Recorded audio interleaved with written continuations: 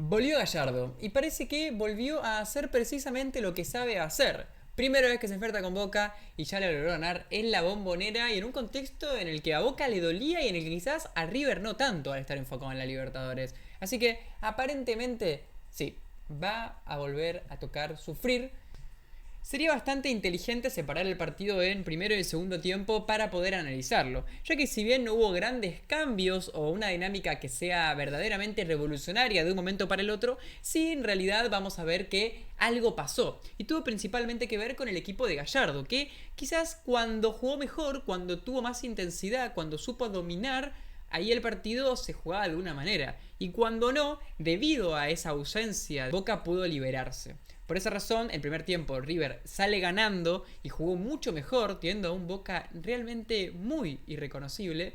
Y en el segundo fue más parecido a lo que Boca venía haciendo la mayoría del tiempo, que quizás no es un equipo lúcido o que realmente sea digno de aplaudir, pero que sí estuvo mucho más cerca de poder convertir un empate, pese a que no es que era algo, reitero, extremadamente positivo, pero sí dentro de la lógica de cualquier partido, en el que el equipo que ataca o el que va perdiendo, bueno, lo va a buscar y algo hace. No quiero empezar diciendo que sé lo que las mentes de los técnicos querían hacer desde un comienzo, pero dentro de una interpretación que me parece medianamente lógica, podríamos pensar que Boca quería ser el protagonista, como ya dijimos, por un tema de la necesariedad que tiene este partido para el Ceneice. Por esa razón, Boca tenía un planteamiento y unas ideas que estaban más formuladas desde el lado de te quiero dominar, quiero tener la pelota, combinarme en ataque y poder meterte algún gol. Empezar ganando. En cambio, River tenía una estrategia quizás justamente pensada en base a esta estrategia que hablamos de Boca. Intentar cortar los circuitos para que cuando Boca quede mal parado, o cuando Boca simplemente esté tomando riesgos, estando con muchos jugadores adelantados, poder ser letal. Aprovechar quiere decir tanto los errores que comete Boca sin querer, como forzar los errores que Boca quizás no cometería de no ser por presionarlo. Ahí River estuvo ultra inteligente y generó mucho más peligro de esta manera, siendo su defensa su mejor ataque. Y pongo comillas porque es subjetivo, ¿no? ¿Qué es defenderse, qué es atacar? En este caso River fue agresivo en la marca, y eso fue más que suficiente para generar más peligro que Boca en todo el primer tiempo, donde tanto los números como las sensaciones generales dan todo a favor de River. Un tiempo en el que tuvo más oportunidades, en las que más veces encontró profundidad, peligrosidad, verticalidad, en las que Boca quedaba mal parado, y en los números también, Boca tuvo un solo intento de tiro, River tuvo 4, que es bueno saberlos, si bien no son números gigantescos del lado del millonario, que son 4 tiros en un encuentro que reiteramos, no estaba buscando ser demasiado avasallante.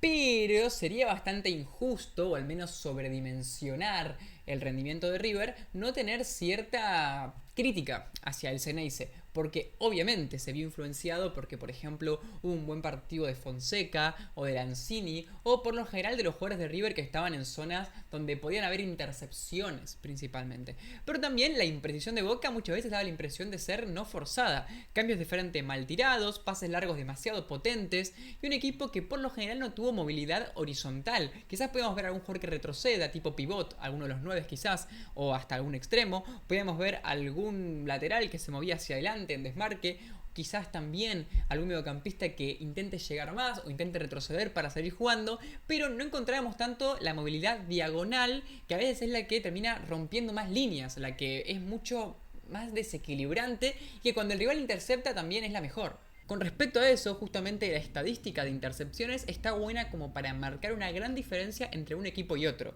Sí que Boca al principio tenía más la pelota o intentaba hacerlo, pero fíjense que la estadística general, en la cantidad de pases que hizo cada uno, River tuvo más o menos la misma cantidad que Boca. Fue un partido de 55-45, más o menos de manera aproximada. Pero así todo, en las intercepciones River estuvo casi en el doble. 8 que tuvo Boca contra 15 que tuvo River. Obvio que tiene que ver con que Boca muchas veces la posesión era más agresiva porque iba perdiendo y River era una posesión más pasiva porque estaba guardando la pelota, no haciendo tiempo, pero sino, como se suele decir, haciendo una especie de defensa de esa manera. Pero no deja de ser interesante.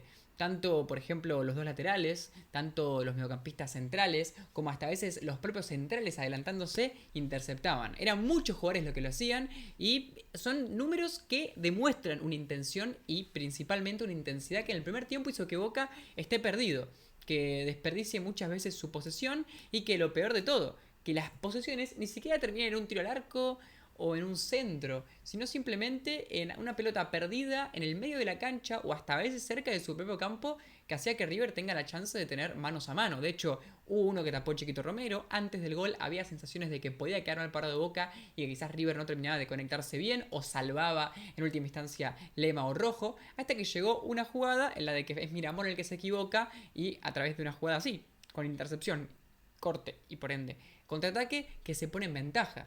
Así el primer tiempo transcurrió con un Boca, como ya dijimos, inmóvil, poco creativo, malo en los regates, con muchas pérdidas y por ende un River que estaba bien parado, era inteligente y así se puso en ventaja y parecía realmente un partido. No había un típico asedio continuo de uno sobre el otro, no es que River estaba pegando un baile a Boca con la pelota, la tocaba o atacaba muchísimo Romero en la figura, pero así todo era una paliza táctica, como se suele decir, o un partido con mucha diferencia entre un equipo y otro, porque el que hacía las cosas bien hacía que el otro haga todo mal y por ende era como un resultado que era corto, pero al mismo tiempo no se veía tan cercano el empate.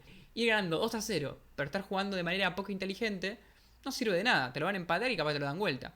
Pero si vas ganando 1-0 y sos un equipo vivo que aproveche esa ventaja, es como estar ganando 5-0. A mí no se sentía algo así. Ahora, la segunda mitad a mí me generó sensaciones de mayor paridad, en las que no es que Boca haya mejorado de sobremanera, sino que simplemente al tener más libertades, como habíamos anticipado en un principio, generó algo de peligro. Y River muchas veces se vio desbordado, tuvo que salvar las papas a través de intervenciones defensivas individuales, cosa que habla de una falta de contención previa. Por ejemplo, intervenciones excelentes de algún lateral, o mismo de González Pires que tuvo un buen partido, o hasta unas situaciones en las de que ya sea por Armani, por un tiro bloqueado o por un palo, como pasó con el remate de Advíncula, Boca estuvo realmente cerca de empatar.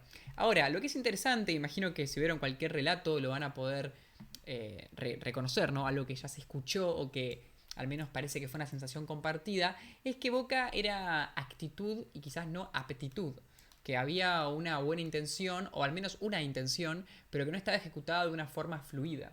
Yo considero que al menos pongo un poco en tela de juicio esa postura. Creo que Boca sí tuvo buenas ideas y hasta ideas que veo ciertos patrones o automatismos con respecto a otros partidos y que inclusive tienen lógica con respecto a lo que pasó el primer tiempo. Yo considero que Boca hizo una mejora tanto en lo actitudinal como en el juego. Quizás la mejora no llevó a Boca a ser el mejor Boca ni a ser un gran Boca, pero creo que sí fue una mejora conceptual desde cualquier punto de vista y que no importa después si alcanza o no a Boca para merecer empatar, pero considero que hubo movimientos interesantes. Y River, que quizás había gastado un poco sus energías en el primer tiempo, sumado a quizás tener amonestados a algunos jugadores, como puede ser el caso de Fonseca, perdió un poco de esa ferocidad que tenía y por ende cuando Boca tenía la posibilidad de estar en campo rival más tiempo y al menos podía arriesgarse a tirar un pase largo, podía darle más tiempo a los laterales para subir y por ende posicionarse de manera más cómoda, no correr tantos riesgos.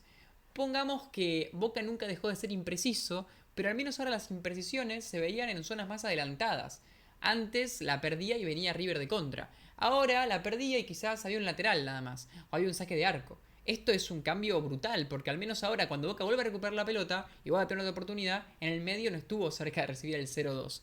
Esto tampoco quiere decir que River no haya tenido ninguna posibilidad de liquidarlo, porque de hecho la tuvo, pero fueron jugadas más esporádicas.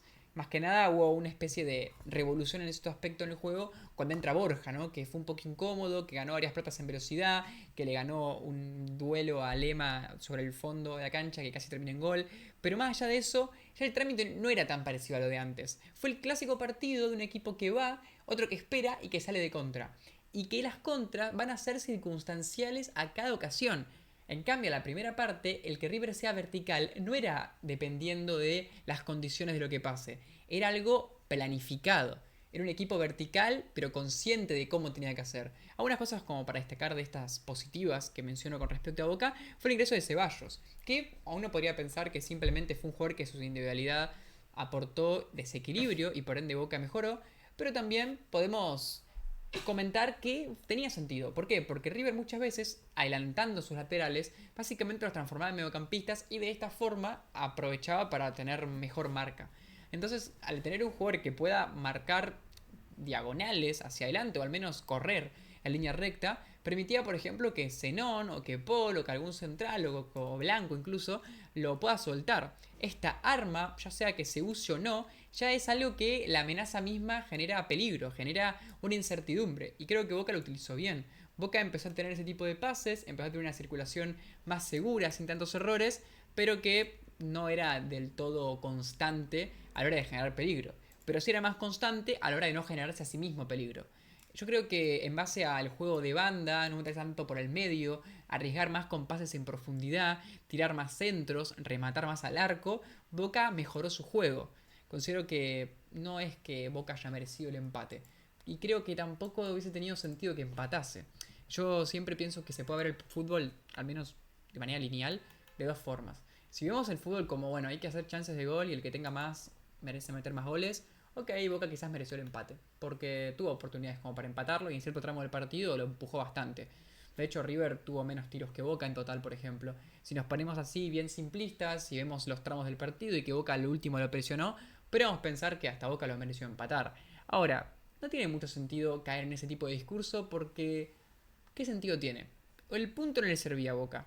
Y lo importante de que Boca empate con River o de que Boca merezca empatar con River es que lo demuestre futbolísticamente. Y la realidad es que no alcanzó. Es que el primer tiempo fue muy malo y que en el segundo, si bien mejoró un poco, siguió teniendo unas imprecisiones bastante grotescas. Se convirtió en un equipo predecible. Cuando lograba quizás meter un poco de gente o en algún momento puntual, quizás podía generar peligro. Pero cuando se extendió ese tiempo en el que Boca tenía más ofensividad, poco a poco River empezó a lucirse más con sus defensores y a sacarle la ficha. Por ende, su ataque no terminó siendo del todo eficaz.